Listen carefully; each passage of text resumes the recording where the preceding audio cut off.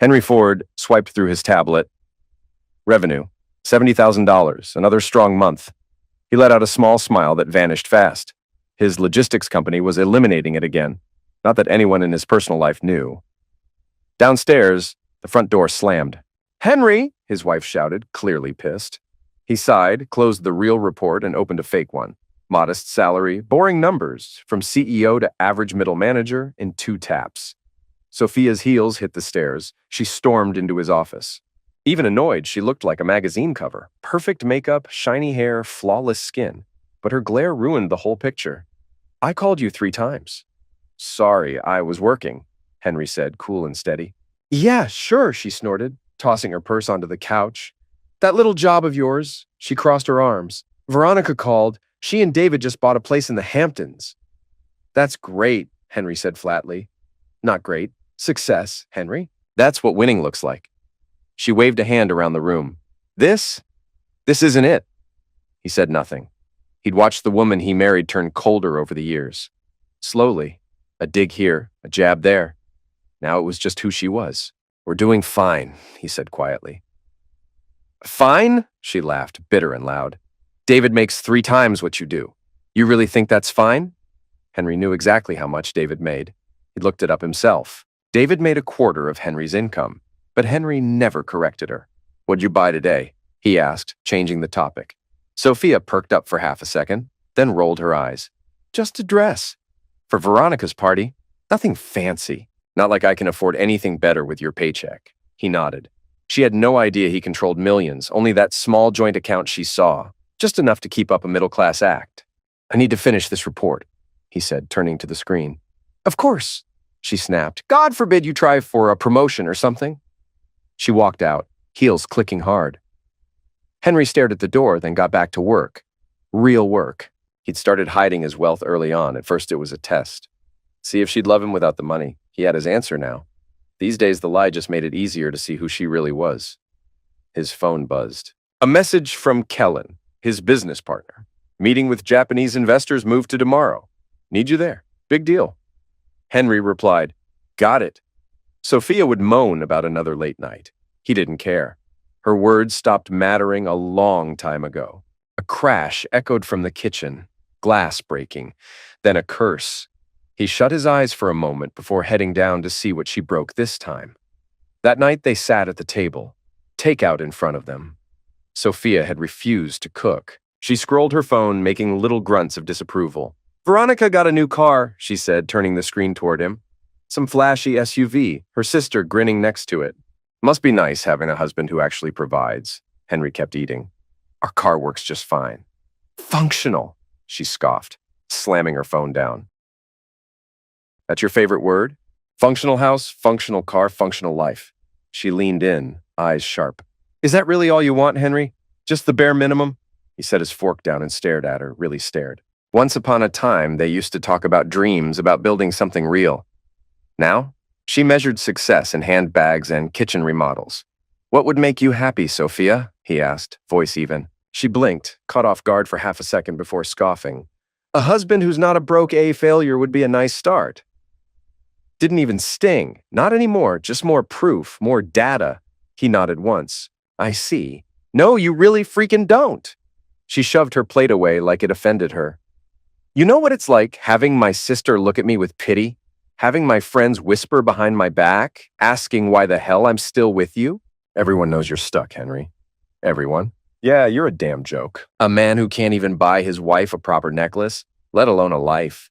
She twisted the simple wedding band on her finger, the one he gave her when they still believed in each other. "I deserve more than this." Henry picked up his napkin, wiped his mouth slow, calm. "I've got work to finish." "Of course you do," she muttered. "God forbid you stay in the room and deal with reality. Run away, like always." He stopped in the doorway, turned his head just enough. "I'm not running. I'm just done arguing with someone who doesn't want to hear crap unless it shines." She raised her voice, bitter and loud.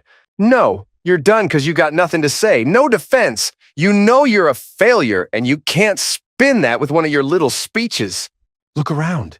This house, that car, our sad A life." Henry gave a quick nod and walked off, her voice still ringing behind him. Upstairs, he opened a hidden folder on his tablet and checked the numbers. The new startup he was buying was on track, another smart move, another few million added to his name. Downstairs, Sophia still thought he was a nobody. The joke had worn off long ago. What started as a test had turned into a game of patience. One day, she'd see exactly who she'd been mocking. Later that night, his car clock read 9:45 p.m. as he pulled into the driveway. The meeting with the Japanese investors went long, but worth it. They'd sealed a deal that would finally break him into the East Asian market. Big win. Years in the making. He sat there a moment, letting go of the CEO mindset and slipping back into the role of just Henry, the man Sophia thought barely kept his job. The switch was second nature now. All the lights in the house were on. Not a good sign. When Sophia was tired of him, she'd disappear early, binge some show, pretend he didn't exist. But lights on meant she was still up. And if she was up, she was waiting. Waiting meant trouble. Henry stepped inside and closed the door behind him. Unlocked again. She always left it unlocked when she was pissed. He barely got his shoes off before her voice came slicing through the silence. "You're finally home." He dropped his bags by the stairs. "The meeting ran late. I texted you." "Oh yeah, your very important meeting," she said, stepping into view with her arms crossed, silk robe pulled tight. Her face was flushed like she'd been pacing and practicing this. "What was it this time? Another nonsense project that's gonna open doors someday?" "It was productive," he said, heading toward the kitchen, just wanting water and maybe 5 damn minutes without a fight. She followed, close, breathing down his neck. "Productive," she mocked. "You know what would actually be productive? You making enough money to live like actual people." He filled a glass from the tap, turned around, leaned against the counter. "We've got everything we need, Sophia." "Neat," she snapped. "You want a gold star for barely surviving? Veronica doesn't settle for what she needs. She gets what she wants. All my friends do. I'm the idiot stuck with—" She motioned at him like he was dog hair on a couch. "This." He took a sip, slow, watched her over the rim. There it was. No more passive digs. Just raw contempt. "At least you're finally honest," he muttered. She ignored that, or didn't hear it, or didn't care. "Your sister called," she said, pacing now. "Invited us to the lake house next weekend. I had to lie. Told her we had plans. We could have gone," she laughed, hard and mean. "And let them see how damn broke we are? No gift, no booze, no nothing? What, show up with a 6-pack and coupons? Yeah, great plan." She slammed her palm on the counter. "You have any idea how humiliating this is? People pity me. They ask why I'm still here. With you." Henry set the glass down gently, like if he wasn't careful, he'd throw it.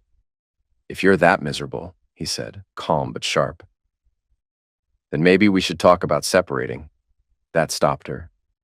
For a second. Then her face twisted. "Oh, so that's your big move? Leave me with nothing while you disappear into one of your shell companies? F no." She jabbed a finger at the floor. "This house is all we've got. You're not taking it from me just because you failed." He almost laughed. Almost. She never once asked whose name was on the deed. Never once looked at the fine print. Assumed she owned the place because she picked the damn curtains. "I'm gonna shower," he said, voice flat. "Don't you freaking walk away from me," she snapped, storming after him. "I'm not done." "I am," he said without turning around. "It's been a long day." She followed him down the hall, ramping up. "You don't know what a long day is," she spat. "Try waking up every day next to a man who dragged you down, who makes you live like this when you were supposed to be so much more." He reached the stairs. "Answer me, damn it!" She grabbed his arm, spun him around, eyes wild now. "Say something! Defend your sorry, eh?" He looked at her hand on his sleeve, then at her. "What do you want me to say, Sophia?" "Anything!" she barked. "Fight back! Or are you really just that pathetic? Fighting you is pointless. Because you always lose," she snapped, shoving him. "You're a goddamn loser, Henry. I married a damn loser, and that's on me." He stood there, breathing slow, looked at her like she was a stranger in his house, wearing a ghost of someone he used to love. "I'm sorry you feel that way." Her scream wasn't even words, just this broken, raw sound that cracked out of her as she spun toward the kitchen. Henry didn't move. He knew that sound. She grabbed the pot, one hand quick, without thought. The water had been sitting there on the stove, still steaming, still hot enough to bite. He saw it coming, saw it in her eyes a split second too late. The pot swung hard, water flew, hissing through the air like it was alive. It hit his shoulder and chest full on, soaked through his shirt, burned straight into skin. Sharp, white-hot pain exploded across his body. "Crap," he gasped, more shock than anything. Then the pain chased it in full. His shirt clung to him, fabric sticking like melted plastic. Every move made it worse. She stood there, breathing hard, pot still in her hand. "Get the hell out!" she screamed. "You broke a leech! Get out of my house! Don't ever come back!" Henry looked at her, really looked. No guilt, no panic, nothing. Just pure hate on her face, like burning him was just another Tuesday. That was it. That was the last data point. He turned, slow and stiff, pain flaring with every breath, walked to the closet, grabbed his coat, took his time. Behind him, she was still barking. "Did you hear me? I said get the hell out! You gonna limp out like a little witch now, huh?" He didn't answer, just opened the door. Cold air hit him in the face. It felt good. He paused, glanced back once. "Goodbye, Sophia." Henry stepped out into the cold, shutting the door with a soft click. In the driveway, he slid into his car, flinching as the seatbelt rubbed his burned shoulder. He started the engine and pulled away, from the woman who just hit him, from the fake life he'd kept up for years. He made 2 calls. The first was to Kellen Graves. He picked up on the second ring. "She crossed the line," Henry said. "Time to trigger the plan," Kellen replied. "All of it." Henry's voice stayed calm. "With pleasure." "Where are you going?" "The penthouse. Have Dr. Miller meet me there. I'll need him to look at the burns." The second call was to his lawyer, short and clear, orders to start the fallout. By morning, Sophia would learn the truth and lose everything. As he drove through quiet Charlotte streets to his real home, the luxury penthouse she never knew about, Henry felt no rage, no grief, just a cold focus. He had tested her loyalty. She failed. Now it was time for payback. His shoulder ached, but the pain kept him sharp. He needed to be. Sophia woke to strange voices outside her window. Men, calm, businesslike. Still half asleep, she smiled. Good. Henry was gone, hopefully licking his wounds in some cheap motel. Maybe now he'd finally grow a spine. Then she heard hammering. She got up, peeked through the curtain, and froze. 2 men in suits were in the front yard, putting up a large red sign. Foreclosed property. "What the hell?" she whispered.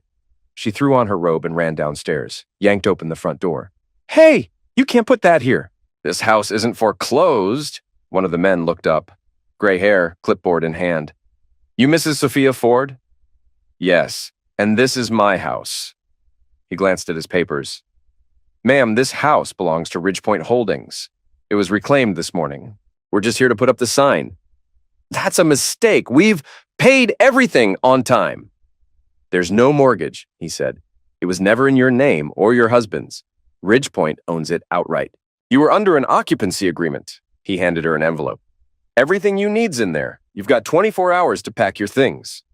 Sophia stared at the envelope, stunned. "Ridgepoint? No. We bought this house 5 years ago." "Not according to county records," the man said. "You were just listed as an approved tenant." He walked off. She stood there, frozen, watching them finish the sign. Her hand shook as she opened the envelope. The paperwork was dense, legal, but the message was clear. She had no rights to the house. The contract had been canceled due to her behavior. She ran to Henry's office and ripped open the filing cabinet, found the folder marked House Documents. She spread the pages across the desk. There was the agreement she remembered, but it wasn't a sale. It was a lease. Her signature was there, but only as someone allowed to live there, not own it. "This can't be real," she whispered, then beeps. From downstairs, she ran back down. The fridge was off, microwave blank, power gone. She grabbed her phone, no signal, tried the landline, dead, Wi-Fi offline.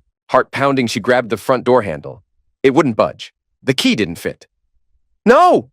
she gasped, rattling the handle. "No, no, no!"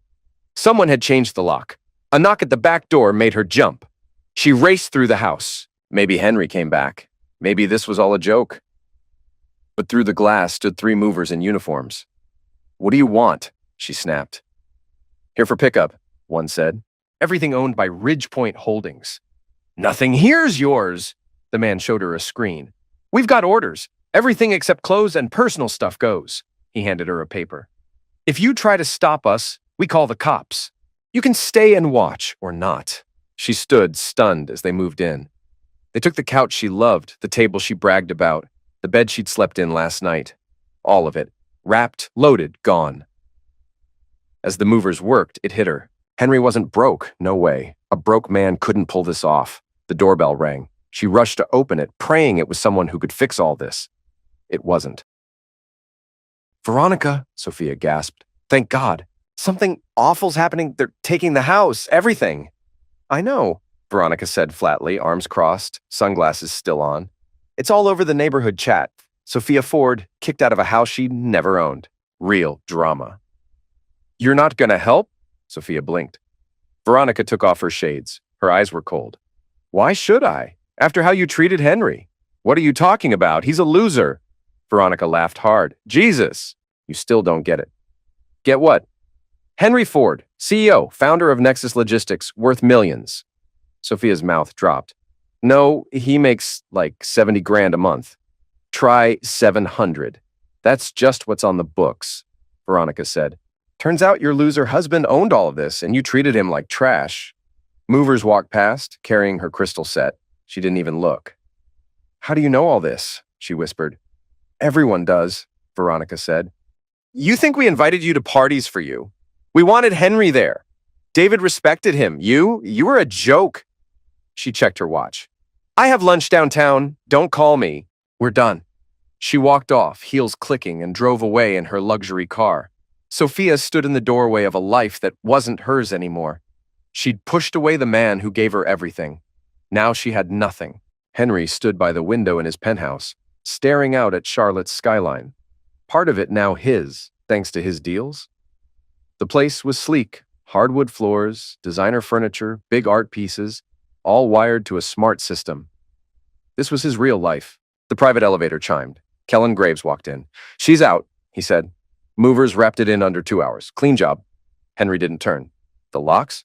"Changed at sunrise. Cameras at every door. We're watching everything." "My shoulder's healing," Henry added, rotating it. "You get photos?" "Yep, Doc signed off. Footage shows me hurt when I got to the penthouse." "No charges?" Kellen asked. "Not yet." Henry poured coffee. She'd twist it. "Make me the bad guy. That's not the plan." "What is the plan?" "I want her to sit with it, feel what I felt. Pressing charges would be too fast. I want slow pain, the kind that sticks." He handed Kellen a mug and sat down. "Losing the house was just step one." "You've been prepping this a while, huh?" "At first it was a test," Henry said. "Kept my money quiet. I hoped she loved me for me." "She didn't?" "Nope, she failed." "And now?" Kellen raised his cup. "Now I'm not just ending a marriage, I'm cleaning up a mistake." They sat quietly for a moment. "Board meeting's at 11, Kellen said. "Europe deal's on the table." Henry nodded. "Have Thomas bring the car at 10:30. Kellen studied him. "You seem lighter." "I feel it," Henry said. "Pretending to be less than I am, just to keep the peace, was eliminating me. That mask is off now." "So what's next?" Henry sipped his coffee. "She'll panic, try to call friends, family. None of them will help. They saw this coming. Then she'll come looking for me. That's when the real lesson starts." "You've thought it all through." "I've had time." He stood, walked back to the window. She thought quiet meant weak. That being patient meant I'd never act. He looked at his reflection, calm, unshaken. "She's about to learn the difference." Kellen joined him. "And when it's all gone, when there's nothing left for her?" Henry's voice was steady. "And she's just a name I'll remember as a warning. Never mistake looks for character." Morning light bounced off the Charlotte skyline. Henry stood at the window of his penthouse, watching the city. In the glass, he didn't see the small man Sophia used to mock. He saw the man he really was, the one she never bothered to know. The burn on his shoulder? Worth it. He was free now. Back in the suburbs, Sophia sat on the front steps of the empty house. The foreclosure signs stabbed the lawn like a warning. Movers were gone. All she had was one suitcase and a few things they hadn't taken. Her phone had no service. The key didn't work anymore. Curtains across the street stayed shut. She needed help. She needed someone.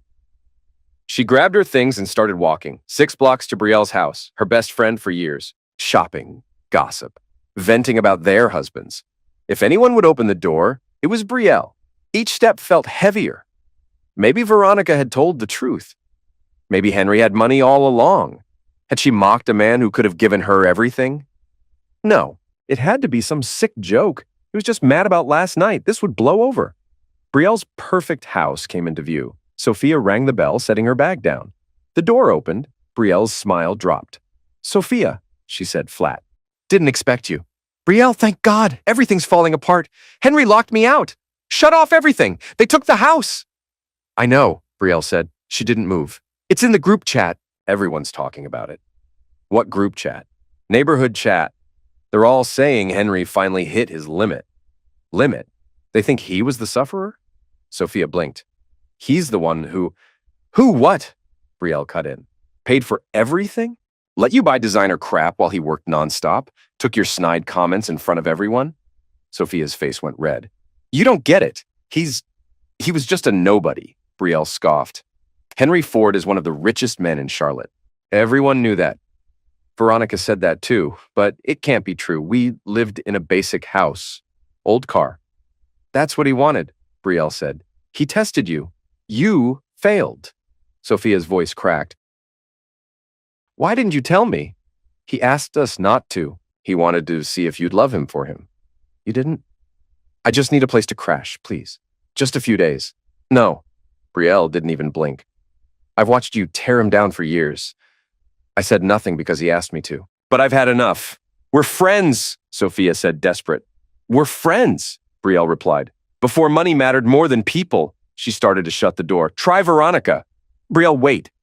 But the door closed. Sophia stood there, stunned. One more door shut. One more person done with her. She walked away, head high, even as neighbors peeked from behind curtains. Her fall was now a public show. A hotel. Impossible. Her cards were frozen. No money left. She had one option left. Veronica. 2 hours and 3 declined rideshare apps later, Sophia stood at the gates of her sister's massive house in Myers Park.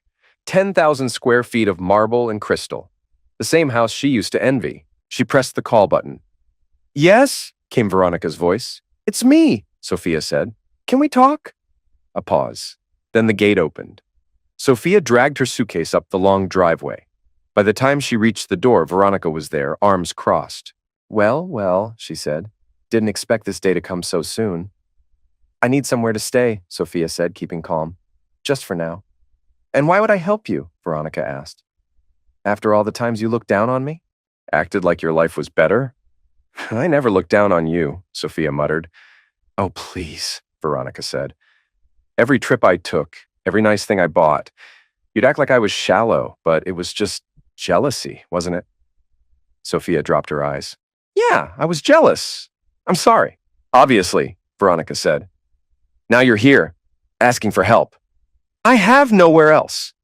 Veronica stared at her, then slowly stepped aside. You can stay in the guest house. For now. Relief washed over Sophia. Thank you. I won't be a burden. You already are, Veronica said.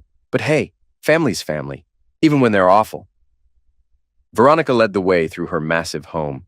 Sophia followed, trying not to stare at the marble floors, expensive furniture, and art that probably cost more than her whole wardrobe. There are rules, Veronica said over her shoulder. What kind of rules? You'll earn your stay. My housekeeper's on vacation. I need someone to cover. Sophia stopped. You want me to clean your house? Veronica turned with a cold smile. Take it or leave it. You want a roof? You work. Or find a shelter. Sophia's face burned, but she had nowhere else. Fine, she muttered. Good. Uniforms are in the guest house. You start at 7 a.m., I'll leave a list. Veronica walked on. And Sophia, if anything goes missing, I'll have you arrested. No warning. The guest house was nicer than most apartments. It had a small kitchen, bathroom, and open living space. But next to the main house, it felt small. Sophia dropped her suitcase on the bed. The weight of it all hit her again. Tomorrow, she'd be scrubbing toilets. She laughed, a short, shaky sound, then burst into tears. It was all too much. Less than a day ago, she had a house, a life, a future. Now, nothing. When the crying stopped, she sat on the little couch and stared at the yard. The sun was setting. She needed a break. In the corner sat a TV. She turned it on. Local news came on. She was about to change the channel, then froze. Henry. He stood at a podium in a sharp suit. The screen read, Henry Ford, CEO of Nexus Logistics Group. His voice was calm, strong. This partnership marks a $400 million expansion into Asia, he said. Nexus continues to lead in global supply chain solutions. Then the reporter's voice cut in. Ford, whose net worth tops $200 million, has quietly built one of Charlotte's biggest logistics firms over the past decade. Sophia stared. $200 million. The man she called a loser was rich beyond anything she'd imagined. She'd mocked him, screamed at him, thrown boiling water on him. And all this time, he'd been pretending, hiding the truth. The segment ended. She sat frozen. Then something clicked. She had to fix this, somehow. She stood. She'd find him, apologize, say whatever he needed to hear. She wasn't going to live like this. Not as a maid, not forgotten. Across the city, Henry sat at the head of a long table in a sleek glass boardroom. Behind him, the Nexus logo gleamed in silver and blue. Executives and board members watched him closely. They were finishing the agenda when he spoke. Before we wrap up, Henry said, there's one more item I'd like to bring up. An off-agenda opportunity. Kellen, next to him, gave a slight nod. Wexler Distributors, Henry said. He tapped his tablet. A logo and data appeared on the main screen. Family-run, in debt, outdated systems. People exchanged puzzled looks. With respect, said CFO Janet Coleman, Wexler doesn't fit our strategy. Their coverage overlaps ours. Their tech's a decade behind. You're right, Henry said. On paper, it's a bad fit. So why bring it up? Asked Marcus, head of strategy. Henry swiped to the next slide. It showed ownership details. Because Wexler is run by George Wexler, my former father-in-law. His nephew, Dylan, is ops manager. The room went quiet. Marcus raised an eyebrow. This a revenge play? No, Henry said coolly. It caught my eye because of the name. But the numbers speak for themselves. He flipped to asset maps. They own key hubs in cities we've targeted. Their clients include 3 government contracts we've wanted for years. Janet leaned forward. And your plan if we buy? Strip what's useful. Shut the rest. Reassign or cut staff. The brand's gone. And the Wexlers? Marcus asked. Henry's tone dropped. First to go. Their mismanagement is the problem. Kellen added, they're in deep. We can buy in for 60 cents on the dollar. Their loan's due soon. No cash, they fold. The room went quiet. Henry waited. No need to push. The numbers spoke for themselves. I say we move forward, Marcus said at last. Too good to pass up. I second, Janet added, but only if Henry stays out of the talks. Agreed, Henry said. I've already stepped back. Kellen will lead with legal and finance. The vote passed with no objections. As the others left, Kellen stayed. That went smoother than I thought, he said. You made it airtight. It's a smart buy, Henry replied. The personal side? Just a bonus. A big one, Kellen said, grinning. Taking Wexler Distributors would crush George Wexler, and it was well-deserved. Henry adjusted his tie. George raised Sophia to chase money and status. Now they'll both pay for it. What about Dylan? Kellen asked. He goes too, Henry said flatly. Overpaid, underqualified, and full of himself. His last name got him the job, not his skills. They walked toward Henry's private elevator. How fast can we close? Henry asked. Now that the board's in, fast. 2 weeks, maybe less, they're out of options. Do it, and make sure the press release says we're eliminating the Wexler name. I want that loud and clear. The elevator doors slid open. Any word on Sophia? Henry asked. She's at her sister's. Cleaning the house for room and board? A flicker of satisfaction crossed Henry's face. Good. Let me know once Wexler is locked in. I want the timing perfect. The elevator closed. Henry smiled to himself. Everything was falling into place. Sophia was finally feeling what it meant to lose, and her family was next.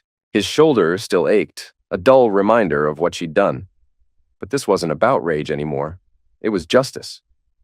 Cold, clean justice. She'd laughed at him for years. She wouldn't laugh again. He checked his watch. Meeting in 30 minutes. Japan deal. More growth. Revenge. Was just one of many projects in motion. 10 days later. George Wexler stood in Nexus's glass lobby, shoulders heavy. At 65, he looked years older than he had a week ago. Dylan, pacing nearby, was fuming. This is crap, Dylan muttered loud enough for staff to hear. He can't do this. He already did, George said quietly. We signed. It's over. We had no choice. He waited till we were broke. George sighed. That's business. We've done it too. Not to family, Dylan snapped. He's not family anymore, George said, looking at the clock. And he's making us wait on purpose. Right then, the elevator opened. Kellen stepped out, sharp suit, calm face. Mr. Wexler. Mr. Wexler, he greeted. Come with me. We'll go over the handover. We're here to see Henry, Dylan said, arms crossed. Mr. Ford's unavailable. I'm leading the transition, Kellen replied without missing a beat. He turned and walked back toward the elevator. George followed, pulling Dylan along. They entered a top-floor boardroom with floor-to-ceiling views. On one wall, Nexus Logistics. On the screen, Wexler Distributors, with a red slash through it. Have a seat, Kellen said. George sat. Dylan stayed standing. This is personal, Dylan said. It's because of Sophia. Kellen calmly set down his tablet. This was a board-approved deal, nothing personal, just business. Bull, Dylan snapped. He buys us out right after dumping Sophia? Come on. Nexus bought a failing company with valuable assets, Kellen said. Shall we discuss severance or keep arguing? George placed a hand on Dylan's arm. Let it go. Dylan dropped into a chair, jaw tight. Kellen continued. All Wexler family will be removed, effective today. You'll each get 2 months severance. 2 months? Dylan exploded. I've worked there my whole life. And lost market share every quarter, Kellen said coolly. Your record doesn't call for a bonus. George shut his eyes, humiliated. What about the other staff? He asked. They'll be reviewed, Kellen said. Some may be offered jobs here, others will get standard severance. So you're gutting the Wexlers, Dylan said. We're removing bad management, Kellen replied. It's not our fault every Wexler on payroll fits that description. Kellen slid 2 folders across the table. These are your severance papers. You'll need to sign them before you leave to get your payout. There's also an NDA, just standard. You can't talk about the deal or you're firing. George picked up his folder with shaky hands. Can I ask you something, Mr. Graves? Kellen nodded. Go ahead. Did Henry ever say why? Not the business reasons, I know those. I mean the real reason. Kellen looked at him for a moment. Mr. Ford doesn't have to explain his choices. But if you're asking whether your daughter's behavior made him look closer at your company's weak spots, I think you already know the answer. George nodded slowly. His worst fear was confirmed. She ruined us. No, Kellen said. You did that yourselves with bad management. But yeah, Sophia didn't help. He stood. I'll give you a minute to look everything over. Notary's in the next room when you're ready. As he walked out, Dylan leaned toward George. We can fight this. There's got to be a way. There's not, George said flatly. It's done. The company, my retirement, your job, it's all gone. And unlike Sophia, we don't have a rich sister to bail us out. 6 floors up, in his office, Henry watched the live security feed. George looked broken. Henry didn't smile. He just watched. Calm. Focused. George was just another casualty. His phone buzzed. A message from Kellen. They're signing. George compliant, Dylan angry, no leverage. Sophia should hear soon. Henry typed back a short reply and turned to the next task. The Wexler deal would close, the brand erased, and the assets folded into Nexus. Business as usual. But for Sophia, scrubbing floors to survive, it would hit hard. One more bridge gone. One more lesson. And Henry? He was far from done. The Charlotte Business Gala was the biggest event of the year. Held at the Westwood Hotel, it brought together the city's power players for a night of flash, networking, and awards. Henry Ford adjusted his tux and stood near the entrance, nodding as people congratulated him. Tonight, he'd win the Innovator of the Year award, recognition for taking Nexus Logistics global. Big crowd, Kellen said, glancing around. Every name in town's here, Henry replied, then smirked. Plus a few extras. Across the room, Veronica and her husband David chatted with the mayor. Didn't expect them, Kellen said. Oh, Veronica wouldn't miss a photo op, Henry muttered, taking a glass of champagne. Any sign of our guest? He asked. Kellen checked his phone. Yeah, security says a woman matching her look tried to get in. Said she's your wife. Henry stayed calm. And they're doing what I told them? They'll let her in after making her wait, publicly. Kellen gave him a look. You sure about this? It's going to be a scene. That's the idea, Henry said. Sophia lives for attention. Tonight, she'll get it, but not the kind she wants. All around, the city's elite mingled. Suits, gowns, handshakes. Henry moved easily through it all, smiling, making deals. But he kept his eyes on the doors. When Sophia finally walked in, he saw her instantly, though he didn't react. 3 weeks of cleaning floors had worn her down. Her dress was nice, but probably borrowed. Her face was tense, makeup unable to hide the strain. She scanned the room, looking for him. Target spotted, Kellen said under his breath. Want me to step in? No, Henry said. Let her come. Everything's ready. He slipped away from the group he'd been talking with and moved toward the windows, out of the crowd's center. Now it was her turn. It didn't take her long to find him. Sophia cut across the ballroom like a storm cloud dressed in silk, eyes flicking, calculating. When she finally reached him, she paused, delicate, unsure, all fake. Henry clocked it instantly. Same walk she used when she'd maxed out the card. Same trembling lip from every fight she started and pretended not to. Henry, she said, soft like breath. Thank you for letting me in. I wasn't sure if... He stared. Nothing on his face but the echo of patience run dry. She pushed on. You look incredible. And congratulations on the award. I always knew you'd... Don't! His voice landed like a backhand, flat, cold. Don't pretend you ever gave a damn. Sophia swallowed. Can we just talk? Please? Just a few minutes. There's been a terrible misunderstanding? He cut in, sharp. Is that what we're calling it now? You launched a pot of boiling water at me, Sophia. That wasn't a misunderstanding. That was attempted manslaughter with kitchenware. She flinched, eyes darting. People were watching now. I was angry, Henry. You just showed up. After everything? After everything? His laugh was low and bitter. You mean after you called me a worthless bum and kicked me out of a house I paid for, that everything? I didn't know who you were, she said quickly. Not really. If you had known I was rich, he cut in again, leaning in just enough for her to smell the steel on his breath. You would have kissed my A instead of burning my skin off it. Got it. Tears formed in her eyes, but he knew the trick. He'd seen better acting in detergent commercials. I messed up, I did. But people make mistakes, and they can grow. They can come back from them. Henry's jaw flexed. Then, louder, forgiveness is for kids and priests. You and I were past prayers. Kellen appeared behind him, subtle as ever. Henry gave a nod. Kellen tapped his phone. The big screens meant for corporate applause flickered. The ballroom dimmed. Then came the footage, dated, clear as day. Their kitchen. Sophia screaming, Henry backing off, the pot, the water, the burn, his gasp. Then the audio dropped like a bomb. Beggar who can't work, get out of my house and never show your face again. Gasps. 1 or 2 glasses clinked onto tables. The screen froze on Sophia, wild-eyed, teeth bared, pot still in hand. Veronica muttered from across the room, Jesus Christ. Sophia stared up at herself like she didn't recognize the demon on screen. Her lips moved, but nothing came out at first. Then, that's not... You weren't supposed to... Henry stepped closer, loud enough for the entire ballroom to hear. Wasn't supposed to what, Sophia? Get caught, or wasn't supposed to matter? Silence fell like a dropped chandelier. I didn't come to humiliate you, he said, voice slicing through the hush. I came to collect an award for a business you swore I'd never build. The same one you said I wasn't smart enough, strong enough, man enough for. He turned to the crowd. For anyone wondering why she's here tonight, don't. I didn't invite her. She walked in like she always has, uninvited and unrepentant. 2 security guards appeared, big, suited, silent. Henry nodded. Gentlemen.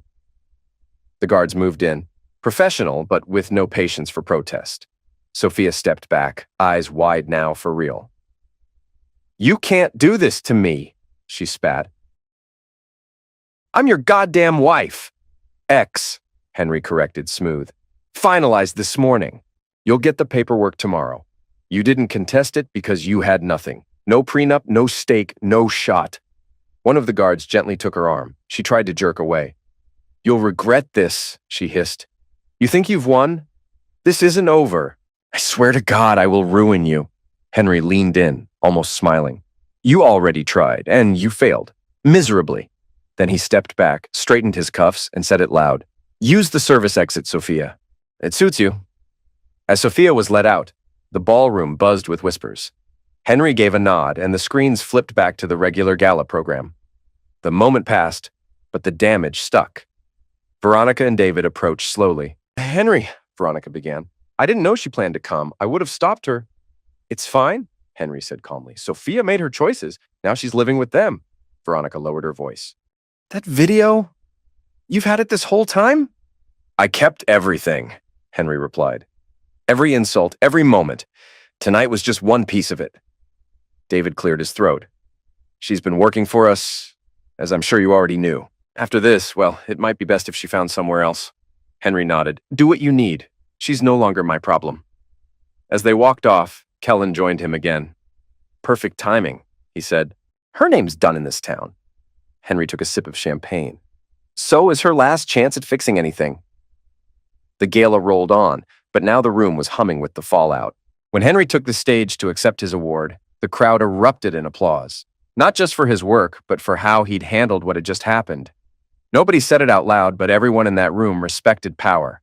And Henry had just shown it. His speech was short, cool, and focused. No gloating, just clean, quiet victory. Under the tux, his burn scar barely ached now, but he wouldn't forget it was there. Outside, the cold night air hit Sophia like a slap. Her heels caught on the pavement as she stumbled down the back stairs.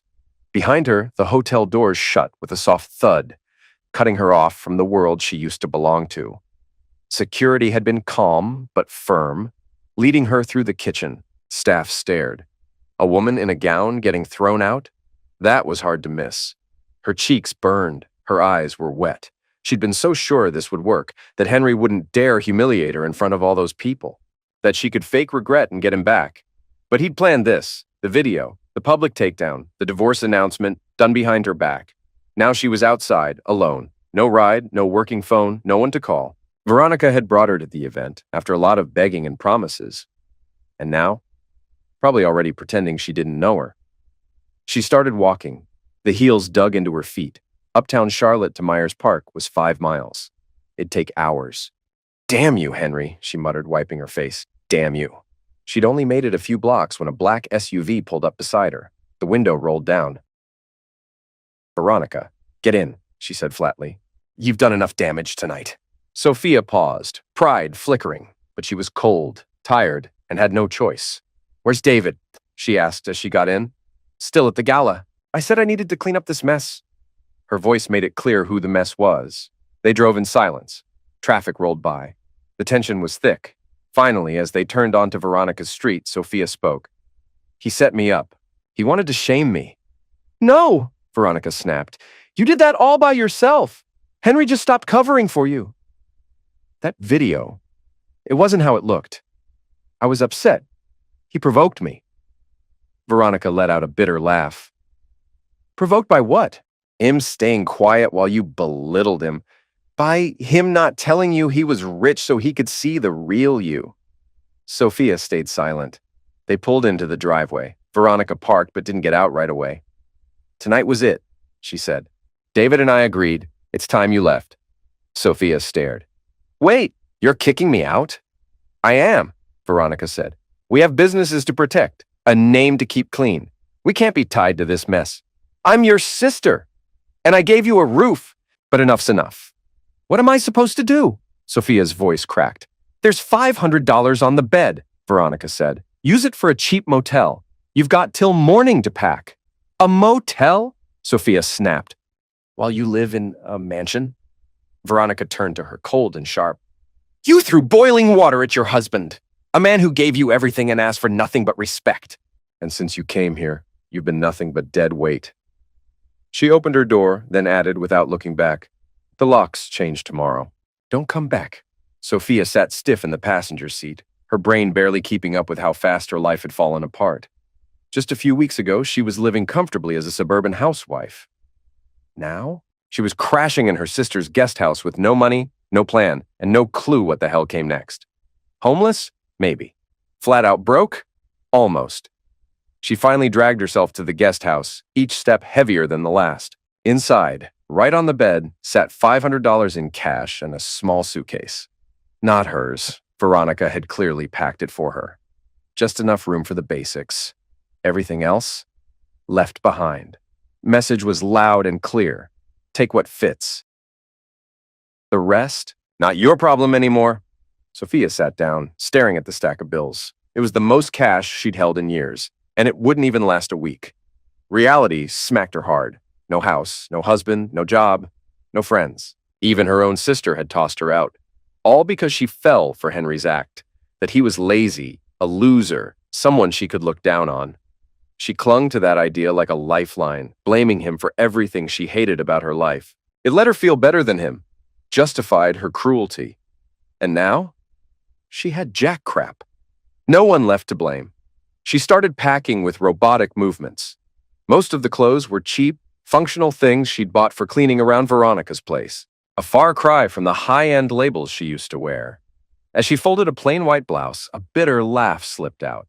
She'd spent years mocking people who worked minimum-wage jobs, who scraped by check to check. Now she was one of them, minus the skills, the hustle, or the work ethic. She'd earned every inch of this fall. Morning came way too soon. Sleep had been impossible, her head spinning with dead-end plans and old regrets. She rolled the suitcase out to the main house, hoping maybe, just maybe, Veronica would change her mind. But the house was locked. Lights out. Nobody home. On the front step sat an envelope. Inside, a bus pass and a note. Veronica's perfect handwriting cutting like a blade. This is the last help you'll get from me. Don't reach out again. Swallowing back the sting, Sophia walked down the driveway toward the main road. She caught the next bus heading downtown with zero idea where she was going. Maybe a cheap motel. That was about all she could afford. But after that? Look for a job? Who was going to hire a middle-aged woman with no resume, no skills, and nothing to offer but years of judging other people? The bus cruised through Charlotte, shifting from picture-perfect Myers Park to the more beaten-up parts of the city. Sophia just stared out the window, watching the scenery change from polished to patched up. She got off near a strip of motels she'd never have looked twice at in her old life. Now she was sizing them up like a survival game. How many nights could she squeeze out of $500? Victory Inn was the cheapest, and it looked the part. The paint was peeling, the neon sign barely worked. At the front desk, a bored guy scrolled his phone. "You need a room?" he asked without looking up. "Weekly rate," Sophia said, trying to keep her voice steady. He slid a form across the counter. "ID and credit card for the deposit." "I'll pay cash," she said, fingers curling around the bills in her purse. "And I don't have ID right now. It got stolen." The clerk finally gave her a good look. Messy hair, designer clothes wrinkled from sleeping in them, heels scuffed from walking. "Cash means $50 deposit. No ID, you gotta pay the full week up front," he said. Sophia didn't argue, just handed him the money. Nearly half of it, gone in seconds. He handed her a real metal key, none of that electronic card stuff, and pointed down the hall. "Room 114, checkout's 11 sharp. No refunds, no excuses." The room was just as sad as she expected.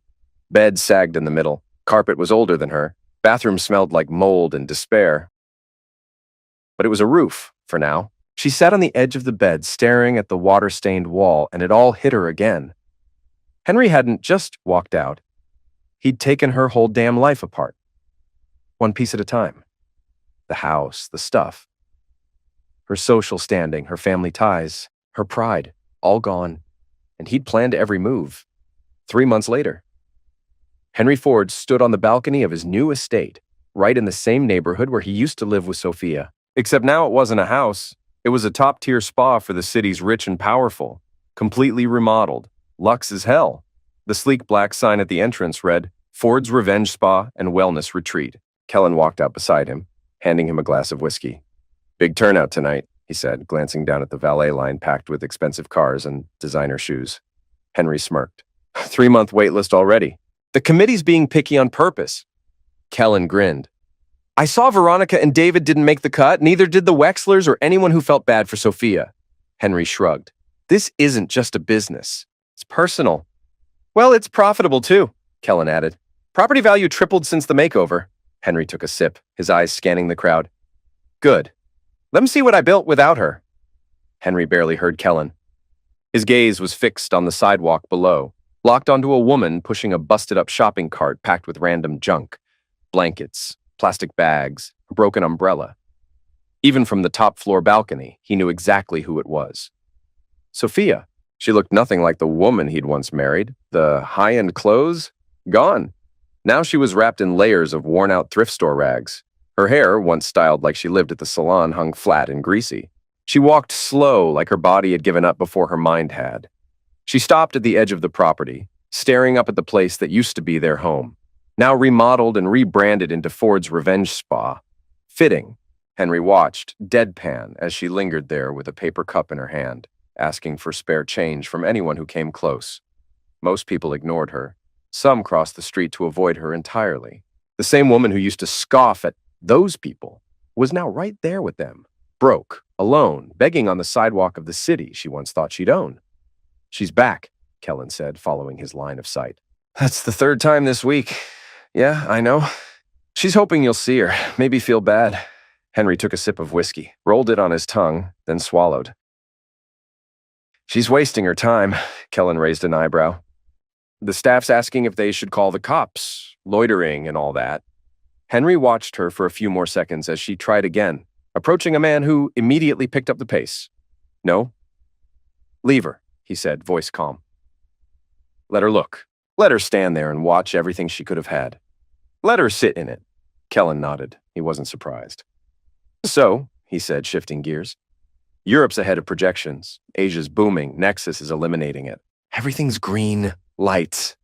Henry finally looked away from Sophia and turned toward the city skyline stretching out in front of them. He breathed in deep. "You know what I like most?" he said. "That I never had to forgive her. Never had to forget. I just outlived the damage, and I won." Down on the street, Sophia paused, eyes scanning the building, like she felt him watching. Their eyes met across the distance, hers hollow and tired, his cold and steady. Then Henry blinked and looked away. Just like that, she was gone from his mind, the same way she'd been erased from his life. He had other things to focus on, bigger things, empire-level things. Sophia? She was just a chapter he'd closed. Kellen reached for the whiskey decanter. "Another?" "Yeah," Henry said, settling back into a cushioned chair. "And when Thomas gets here, tell him to bring the quarterly reports. I want to look before the board meets tomorrow." As the sun dipped behind the Charlotte skyline, casting a warm, golden glow across the city he now ruled, Henry Ford let himself feel something close to peace. Not because Sophia was down there suffering. He hadn't built his empire for revenge. That part just happened on its own. No, the real win was simple. He'd proven exactly who he was. To the world, to her, and to himself.